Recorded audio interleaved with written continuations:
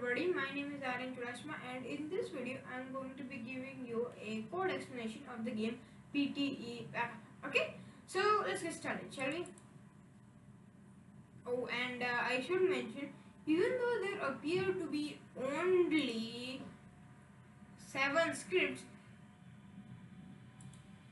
there are actually 2 more in here. 4 more, but these two are just classes, so they don't very much count. Okay, so let's get started, shall we?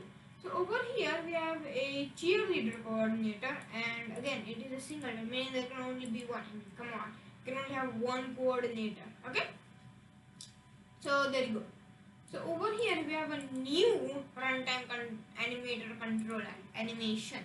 So what exactly do you think a runtime animator controller is? Okay, so we go to here, then you can see exactly what it is. See none of these.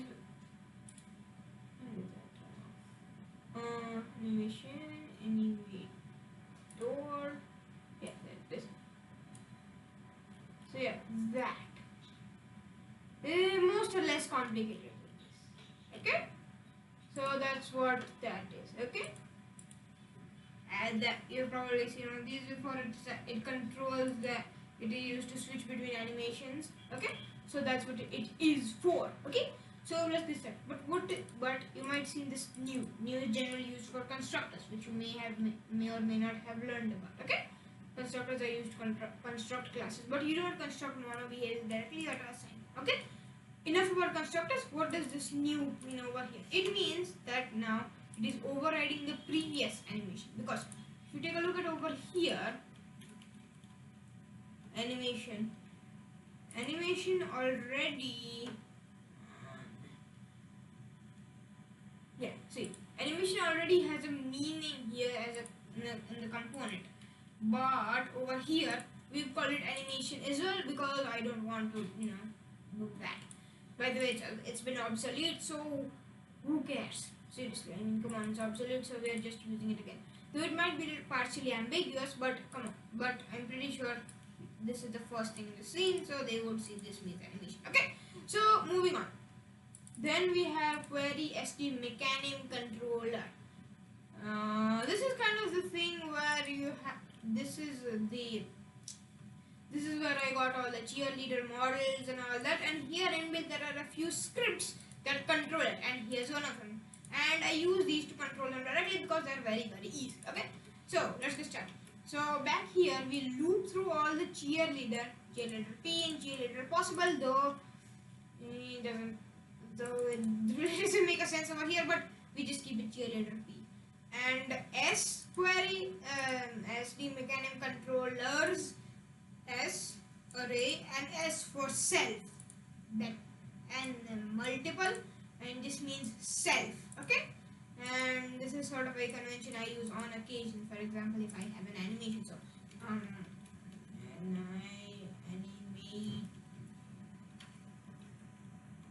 I use S animator, okay, instead. That's a property, by the way. That would be a property if I kept it, but currently it's not a property because I didn't actually implement it. Okay, so that's why it's S for self. Got it? And then we have we get all the component in the children with this tag. True just means even get the disabled ones. Okay, inactive ones. Okay. Children possible dot get component animator. The runtime animator controller will hopefully never have to touch that again, and we don't. Okay, and we set it to this animation so that we don't have to go ahead and do it manually. But then again, yes, we do have it. It does require a little bit of workaround here, so we directly set it directly like so. Okay, now moving on.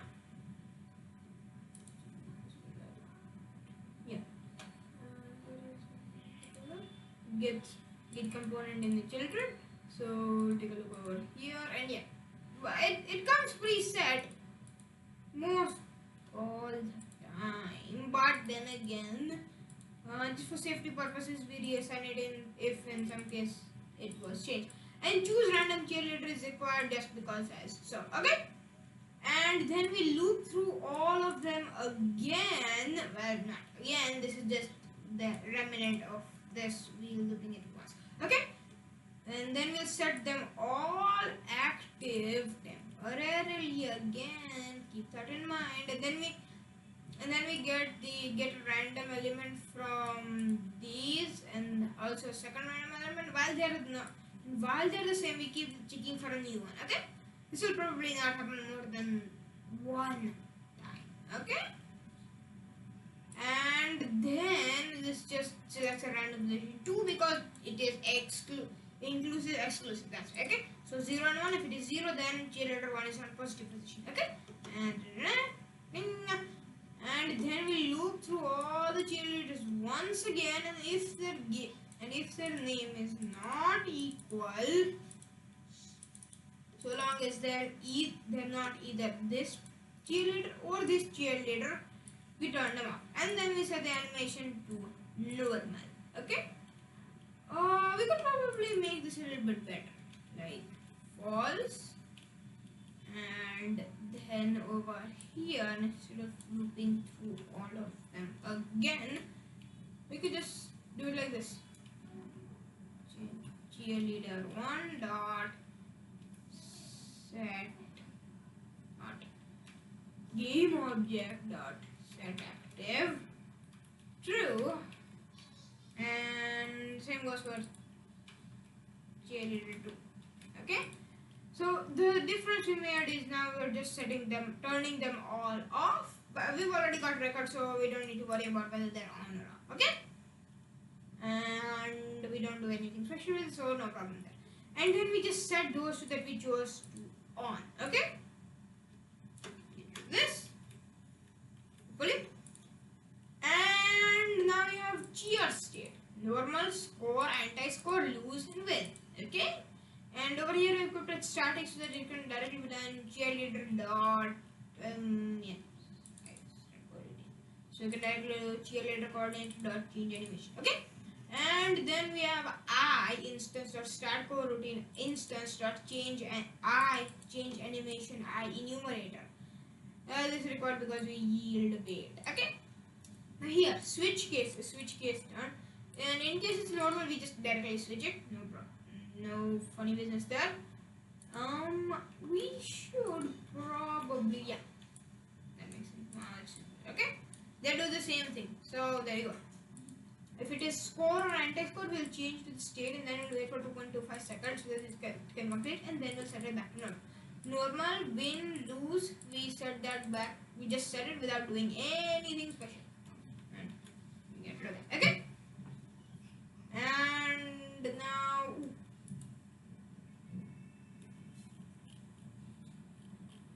Okay, and then in change animation, what we do is state of motion question mark inked question mark.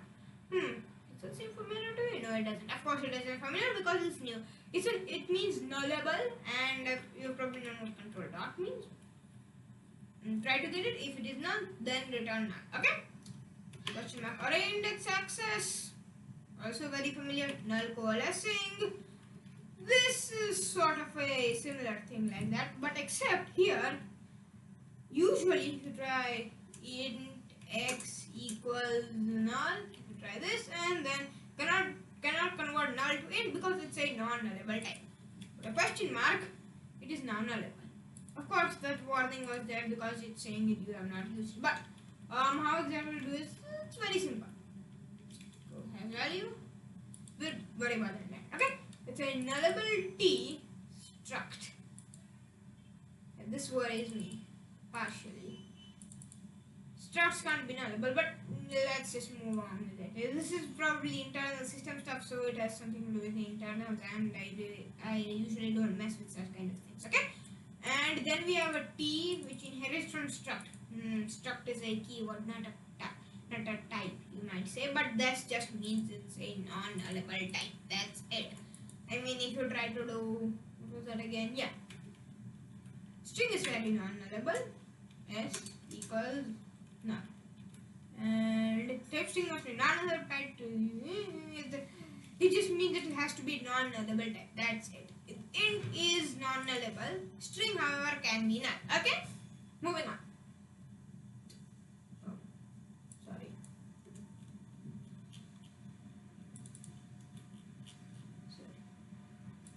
Done. And you know what bar helps in doing? It helps in reducing your typing very much. See, much cleaner code, I think so. It really reduces your typing as well, which is a big thing by itself. But then again, it really makes your code clean as well. Though some people might argue I cannot see the typing slightly, but C# is not like C++ where they might deduce complicated types, though even still C++ is very powerful. But enough about C++, let's get back to it. Okay, so now you can directly say from oh, it's a query ST mechanism controller. Okay, so that's where you can see it. Got it? Now moving on, we have a GS. If it is normal, then it's the mechanism controller. We change the animation, we set it to the ST mechanism controller, change to type normal idle. Okay, simple. Now if it is score, then if we check if the state of motion is not equal to null. If it is null, then we won't. If state is equal to null, then we set it like so. Okay. And we set it to a random not range 0.631. Exactly, don't we do that in the first place? Okay. And let's just do that there.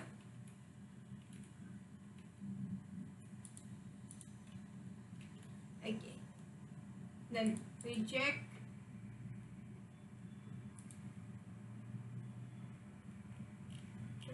Where exactly? Oh yeah, right there.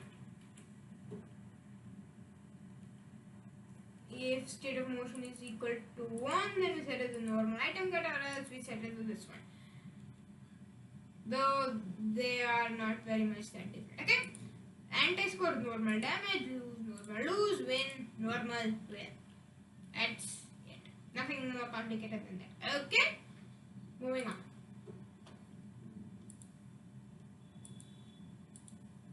Oh, and one more thing.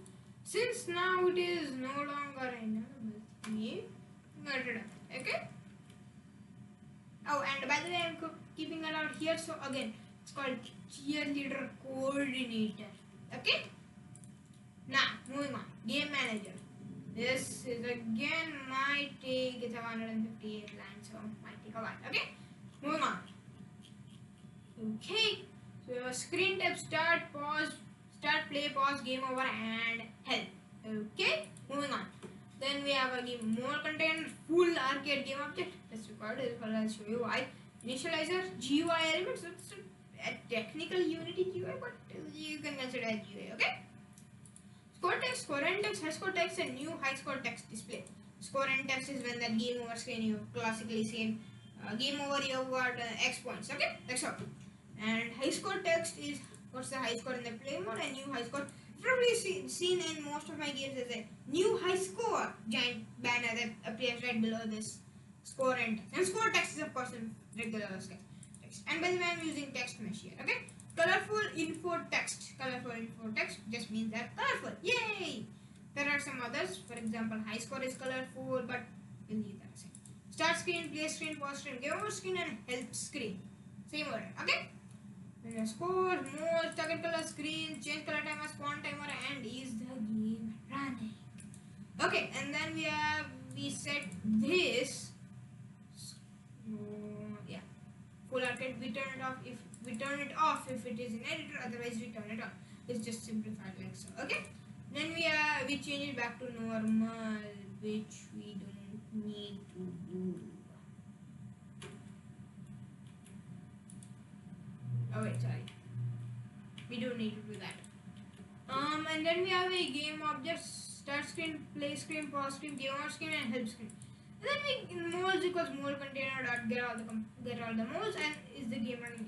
It's false. Because you know there's a start screen. If you want to explore around and all that, that's why you keep it up there.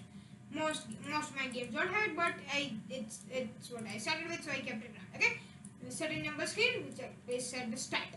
Then we have the new color, target color equals color dot length, and then timer equals colors field, worry about it in a minute. Okay, and every 1 second we change the color, and in the randomized increasing timer we initialize and spawn. Okay, initializer means, yeah, we initialize it right there. Makes things much easier.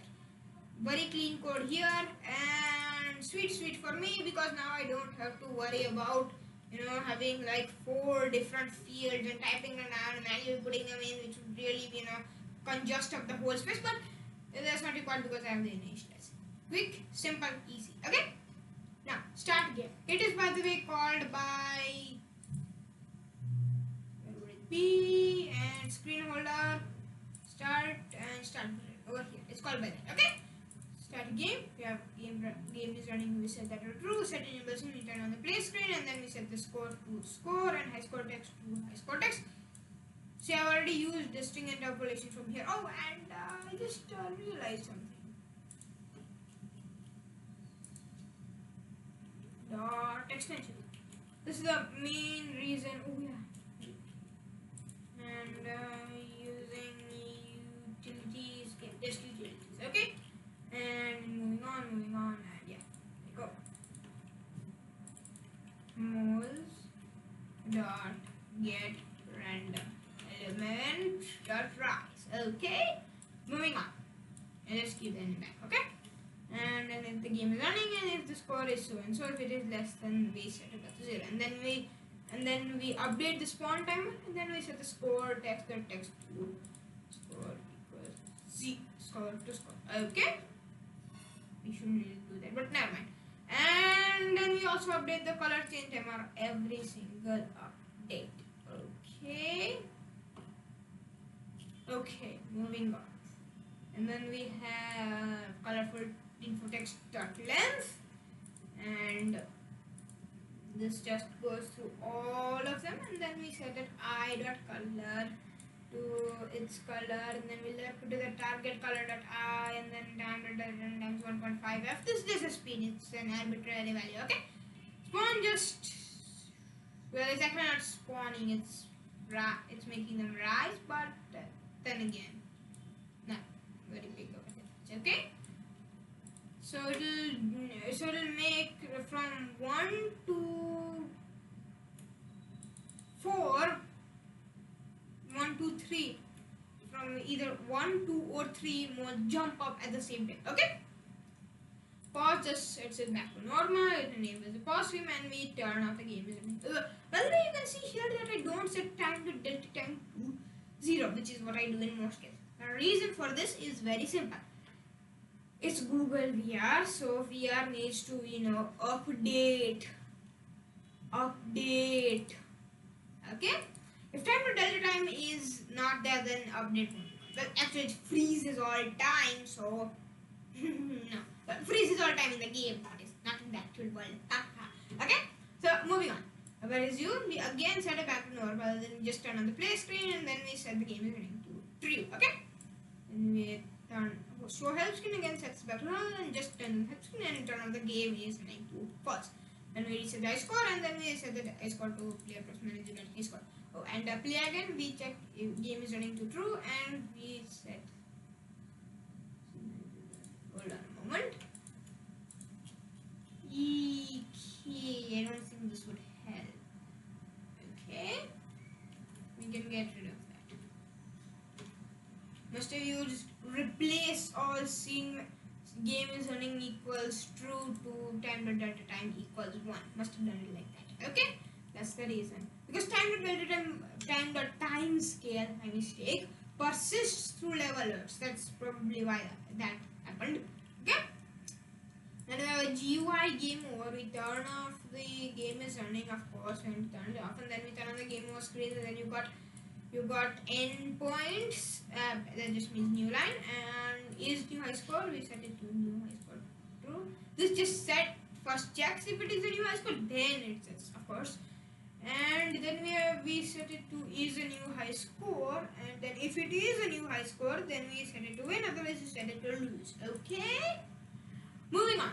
Change color, we'll just change the color a bunch of randomness, 0, 1, 0 0.65, 1, 0 0.75 and 1. Ooh, this just means how much how much concentrated it is towards the color, and value just means how much bright it is, or in case how less black. Okay. Moving on. Then score, we just set it to score. Moment. Degree score, anti-score. Oops, sorry. And we plus minus plus equals and minus equals. Okay. And insert enable screen. We'll turn all of them off, and then we'll get the screen type that get hash code. Usually hash code is used to get a random value that value that appears random but is supposed to be unique to the value, but sometimes it isn't. But here you can use it to just get index 0, 1, 2, 3 and 4. This also works for integers. For example, if I pop this open, 1 dot get hash code, you'll get works 1. This is not if you think 1, 2, 4, dot 1 code, enter. Okay, and a difference. But here's where things kind of break out. We dot get hash code. Now it's gonna look very random. Say just do 1 dot get hash code, but I can prove to you that it's not random. How? See to me. See, it's the same result. It looks random, but it isn't. That's what a hash code is. It gives you the hash. The hashing is very complicated and generally used in cryptography and shouldn't be talked about right now. Okay, moving on. And it appears we have completed this. Hammer. Now it's generally fairly short. Okay, moving on. So hammer, singleton hammer. This is very simplistic. Float how much speed it moves towards. Initial position, we just record the initial position, and then we just immediately move in 0.01 f 0.01 seconds. You might say, what's the point? Just set it to 0. Set it there, but no. Oh, and target position. This is a magical value. But this is just a small offset which I use because of probably the hammer's length and all that. Or else usually just bangs right into the okay. It goes into the mold itself, so it's a little bit of elevating it above. Right? See? Above. Got it? And the update will just slowly linearly interpret to the initial position. Okay? Done. Mold. Might take a while. Okay, and let's see. Visible height, hidden height, speed, disappear duration from filter special mode. You should probably set a good default value. Value multiplier 1. Main material index, this is generally 0, but it appears my actual mole as a different main material index. Render golden material, bad material, and original material. Hit clip when it is hit, and the element object. Okay. Gold is golden, is even, and is hiding. Not is hiding, just hiding. And target position, timer, and this is just a. Is timer started? Equals false. And yeah. Wait, what?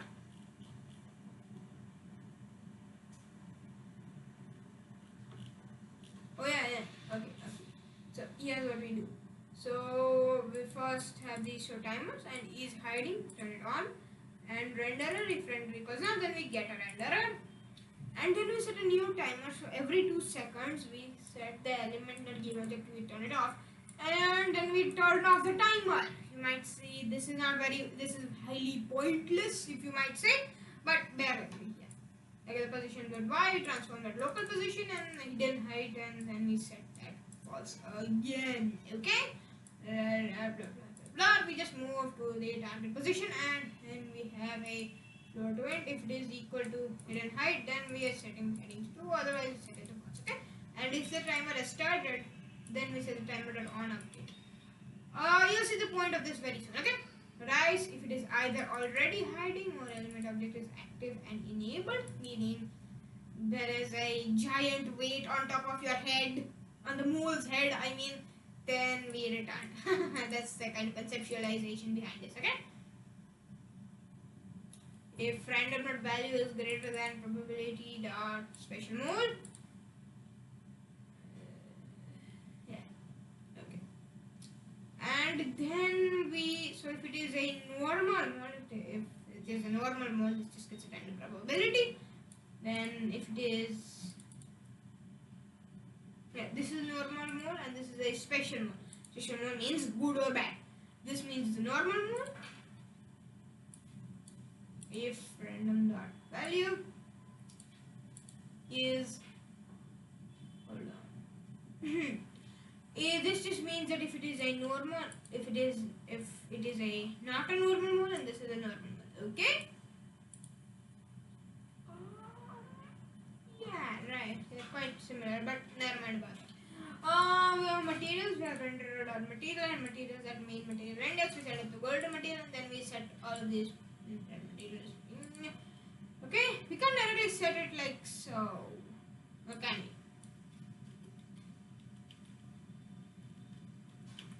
we? Main material index equals golden material.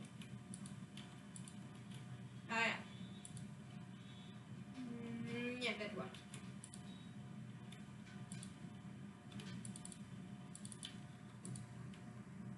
Because earlier in the older version of Unity it wasn't working, so that's why I replaced it using this. Orig for original and bad is golden equals false and is equals true, otherwise okay. And target of position equals visible height. We will invoke height in the disappear duration. Invoke just means it will call it after X seconds.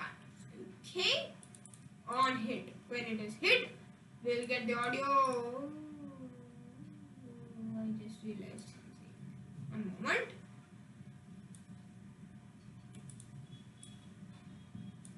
I've probably seen how this works, right? We have an audio source underscore audio source underscore do that and remove this, remove that, question mark underscore audio source equals that, and get at meaning if there isn't one, then we'll add it. Okay, S audio source for self audio source. I've probably seen that before. I mean, just like a few minutes ago. Okay. Play one shot and you play it, and if it is good, then it will increase the score by 3 times the value multiplier. If it is evil, then 15 times the value multiplier. So hitting an evil one is going to be much worse. Otherwise, we'll hit it by the normal value multiplier. And our game object is set active true, meaning we turn on the element, and then we set the random element on it, and then we set the HTML set to true, meaning in 2 seconds it will turn off. Okay, that's the point. And then we'll speak the element object of data.name, and then element object of data.number, and then we'll hide. But here's moment. Like so. Well, actually we should set it like that, and did it. Okay, done. Okay, now so that concludes the first video of the code explanation of the game PTE Whack-a-Thon. In the next video I will explain the rest of the scripts. Okay, so hope you like the explanation, and thanks for watching.